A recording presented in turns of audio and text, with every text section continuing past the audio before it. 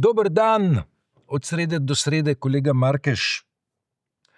Začniva z vikendom.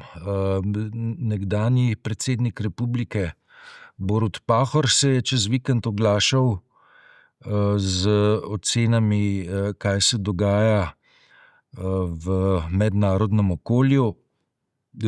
Na mizo je dal karto, da po njegovi oceni v Gazi nimamo opravka z genocidom, ker je sprožil kar nekaj polemik, pa nekaj viharja, pa nekaj obdolžitev, pa cepetanja. Hkrati je pa ta ocena nekdanjega predsednika Boruta Pahorja povezana z njegovim oznanilom, da bo poslej svojo dejavnost na družabnih omrežjih in drugod skušal čim bolj učinkovito monetizirati. Lep pozdrav sem, jaz nisem gledal tega, sem pa bral prepis tega, kar je on tam povedal. Res je, da je povedal veliko bolj na mehko, kot je potem izvenel, ampak bistvo očitkov je pa bilo, da je relativiziral in relativiziral dejansko je genocid. Ne vem, aj tem kaj dodati. Paradoksalno je pač to, da je doživel največji napad od svojih matičnih strank, se pravi od SD-ja, pa od Levice, matičnih v smislu Levice, ne. In upravičeno, jaz bi rekel, da upravičeno, ne? Ker če se spomniš, včasih je bila ena taka zelo dobra krilatica, spet je zamudil priložnost, da bi bil tiho, ne? Pa je spet zamudil, dejansko je zamudil. Ne? Ne, mislim, zdaj, pri tej oznaki genocid, ne, pogosto pozabljamo, ne, da je treba to oznako postaviti v nekoliko širše kontekste, zgodovinske in tako naprej, ne. Da imamo praktično celotno 20. stoletje kazniva dejanja mednarodno priznana, ki se dotikajo vojnih hudodelstev pa zločinov zoper človečnost. Medtem ko kaznivo dejanje genocida je pravzaprav koncept, ki je začel živeti tam okrog leta 1948. Se pravi, nekoliko poznej. Tisto, kar mene pri izvajanju nekdanjega predsednika bega, ne, je, ali meni, da tudi vojnih hudodelstev ni, in ali meni, da ni zločinov zoper človečnost. Zaradi tega, ker oznaka genocid, ne, ob pravni teži nosi tudi politično, emocionalno težo in tako naprej. Medtem ko se zdi, da so zločini zoper človečnost ali pa vojna hudodelstva pač neke bolj tehnične oznake z manjšo emocionalno politično težo. Če pa pogledamo zagrožene kazni, pa vidimo pravzaprav, da gre za zločine, ki so pravzaprav kvalificirani z enakimi kazenskimi utežmi. Se pravi, zločini zoper človečnost, se gre v zapor za enak čas kot za genocid. Kot praviš, beseda genocid ni nastala kot pravni pojem je postala na podlagi tega, da je bila beseda prvič postavljena. V Srebrenici je prvič postavil novinar, ne, če prav razumem, ne. Niti ne v Srebrenico, pač pa v okolico Prijedora, kjer si Kladnič. Tako, v okolici Prijedora, v zvezi z tem, kar je... Roy Gatman je leta 1993 napisal knjigo Priča genocida, Witness of Genocide, vendar opisuje, kako se je gibal v okolici Prijedora. On je imel razloge, ne, da je novinarsko komentatorsko oceno, da je tam bil priča genocidu, ta razlog je imel. Ne. Lepo je, če se mi da pogovarjava tukaj na praven način, ampak midva nismo na sodišču, niti na pravni fakulteti. K temu potem še enkrat žogco vrnem, ampak spel do konca. Ja, namreč to je tista razlika, ne? Če se hočemo pogovarjati o nekih procesih, ki potekajo v Hagu, potem se moramo pogovarjati pravno točno, pravno korektno in pa na ravni besedovanja, ki ustreza pač temu procesu, to ja. da so tukaj v nekem novinarskem ali pa če hočeš civilizacijsko vsakdanji govorici, ki odraža neko realnost, ki jo mirno lahko označimo za genocidno, še posebej zato, ker je v svet kot tako tudi sprejel. In še več, to besedo zdaj uporabljajo Judje že v Izraelu. Se pravi, bivši predsedniki uporabljajo ta besednjak. To, da se v Gazi dogaja genocid, je prišlo že celo politični besednjak zaveznikov Netanjahujevih, dosedanjih. Se pravi, kar je Pahor počel, je v bistvu ena taka babysitting sofizem, latovščina, ki poskuša, ne vem, kaj je s tem poskušal doseči, ampak najmanj, kar je lahko razjezil javnost. Mogoče je bil to njegov namen, da je en tak enfant terrible, veš, ali nekaj. Pa ravno on. No, sej, ampak dobro je pač to, da on pač nima nobene teže več in da tisto, kar šteje, pustimo zdaj to, ali je to bilo politično izračunano, ali ni bilo, ali kakorkoli že, ampak čast Slovenije sta rešila dejansko predsednica države in predsednik vlade pred enim letom že v Združenih narodih, a na takrat veš, ko je z roko takole delo. Ampak dejansko so pravilne besede sta izgovorila, Slovenijo umestila kot med prve države, kot mala država, ki ima občutljivost za temeljne človekove pravice, in to, kar se zdaj Netanjahu dogaja, je to, da je vedno bolj sam. Netanjahu bo na koncu dejansko pristal na, kako ne rečem, nišanu, če tako rečem, v vizirju, tistih, ki bodo zahtevali odgovornost za kršenje temeljnih človekovih pravic in za genocid. V tem ni dvoma. Na koncu se ga bodo njegovi lastni odrekli. Tukaj pri konceptu genocida je nekaj paradoksov. Se pravi, termin je skoval poljski učenjak judovskega rodu Lemkin. Potem, ko je pa termin skoval, pa teoretsko pravno opredelil, je ta pravna teoretska opredelitev šla v politično sfero, v Združene narode in je bila zaradi interesov stalnih članic Varnostnega sveta velesil okleščena. Okleščena na način, da ne bi slučajno pojmu genocid ustrezalo, kar se je dogajalo z ameriškimi staroselci po prihodu Špancev, Angležev in tako naprej. Lemkin je izrecno pisal o sovjetskem pobijanju z lakoto v Ukrajini, gladomor, kot o genocidu. Vendar po pravni definiciji, ki je bila sprejeta po političnih intervencijah, gladomor definiciji zdaj veljavni genocida verjetno ne bi ustrezal. Ko rečemo, pri genocidu je treba tehtati natančno pravniško tehtnico, je pravzaprav treba ugotoviti, kako je pravni pojem nastal. Nastal je pa potem, ko je politična kasta velesil Lemkinov teoretski koncept genocida porezala po robovih, in sicer točno po tistih robovih, ki bi lahko škodovali interesom velesil. Treba se vprašati, kako to dojemajo ljudje, ki imajo v sebi neko človečnost in opazujejo strahote, ki se tam dogajajo. In ljudje se tu zatekajo v ZKP, ki pa ni zakonik kazenskega prava, ampak je zdrava kmečka pamet. Za mene sicer zelo sovražen izraz, ampak vendarle. Kaj genocid v svoji osnovi pove, je to iztrebljanje genov neke populacije, zato ker neki drugi populaciji z drugačnimi geni. Genovsko rod. Tako je. Ja. In to se tam dogaja, namreč dogaja se pa dokazano in dokazljivo. Zato, ker če gledaš razne posnetke, žal internet to zdaj omogoča in jaz to redno spremljam, ne samo v preseku vseh generacij.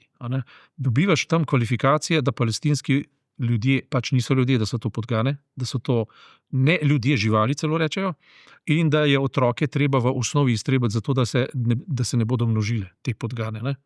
To je zelo poroden, če se spomniš, to je Hitler uporabljal za Jude nekoč, da so podgane. Prav, Ja, točno s tem besednjakom. Ja. Ne?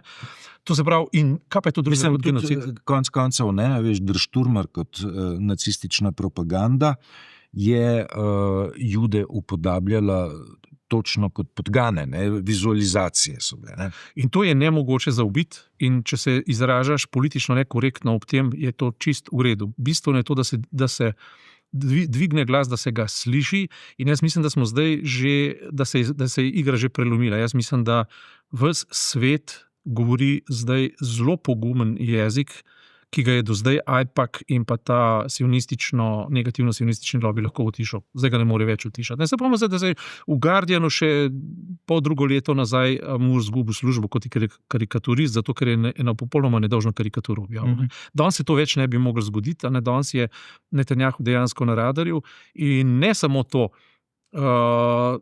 tako kot rečem, mislim, jaz sem prav vesel, da smo mi že 2 leti na istem stališču in da to stališče postaja zdaj splošno stališče.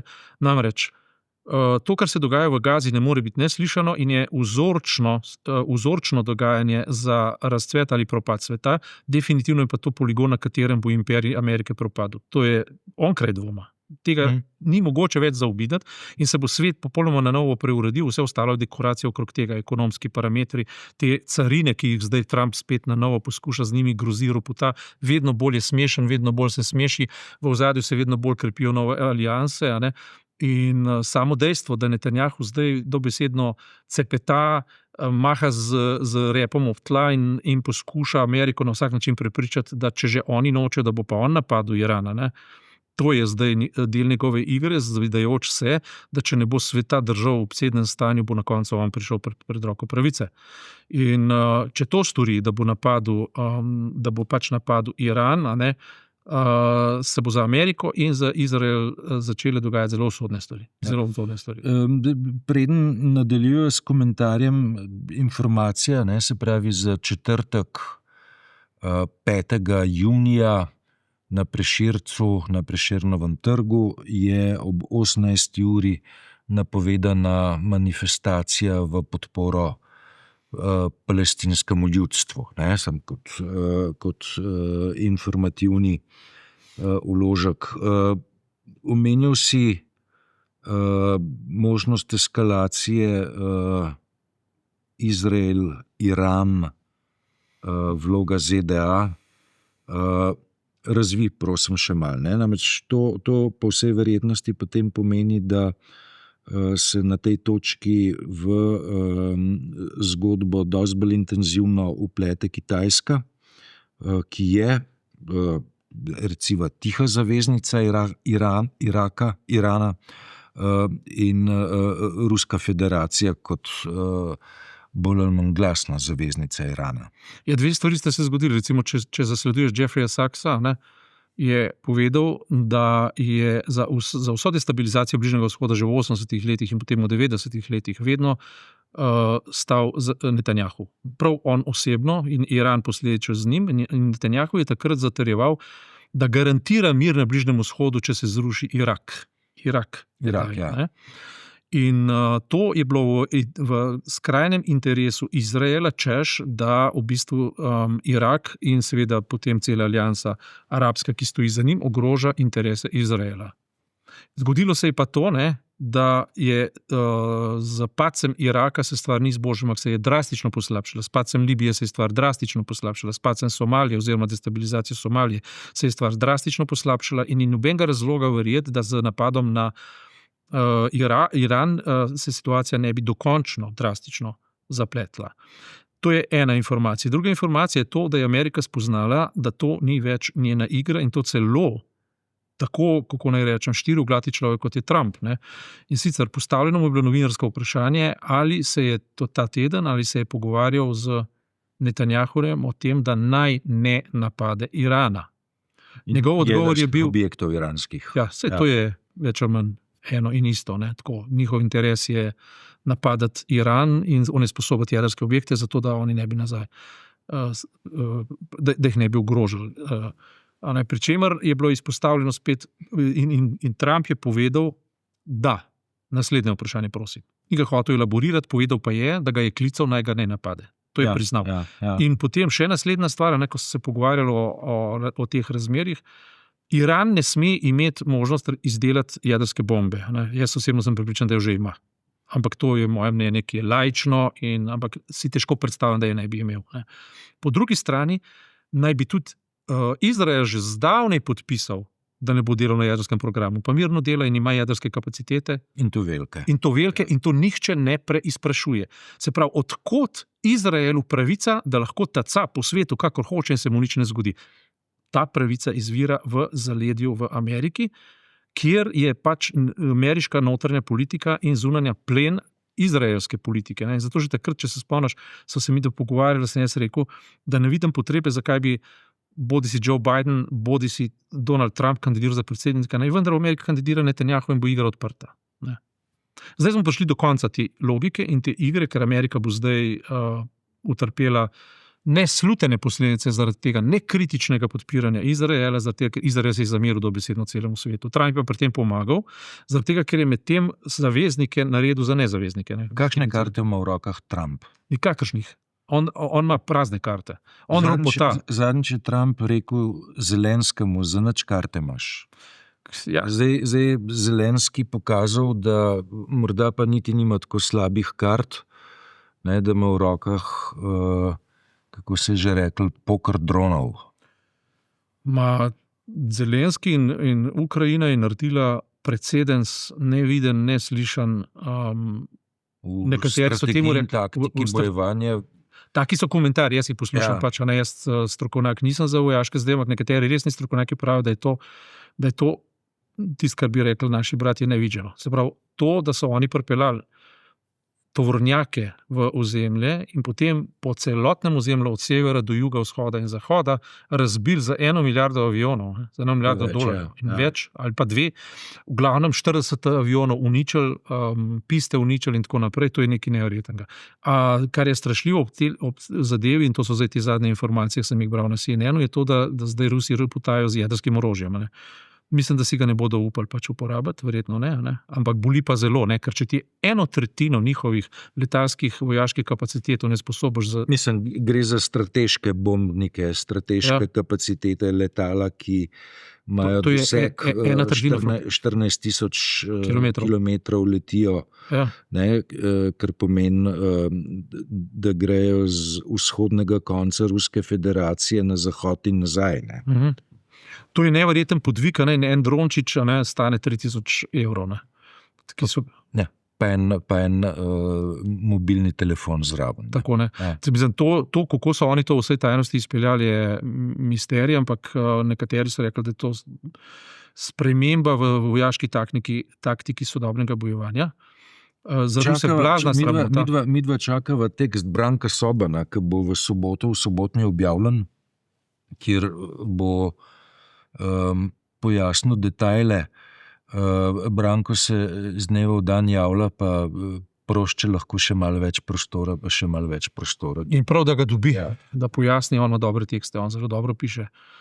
Na vsak način je Rusija osramočena, o tem ni dvoma. Ne? In recimo, če je bilo to adut zadnji v rokavu, recimo, ali kakorkoli že Zelenskega oziroma Ukrajincev, je bil to zelo dober adut. Za šahovska igra zelo smela, tudi drzna in na nek način zelo tvegana. Po drugi strani pa tako, ne, Amerika bo pač morala premisliti, ali se naj malo pomakne spet k Ukrajini pomaga, ne, ker v končni fazi z Trumpovo taktiko se ni zgodilo nič, še več. Ne.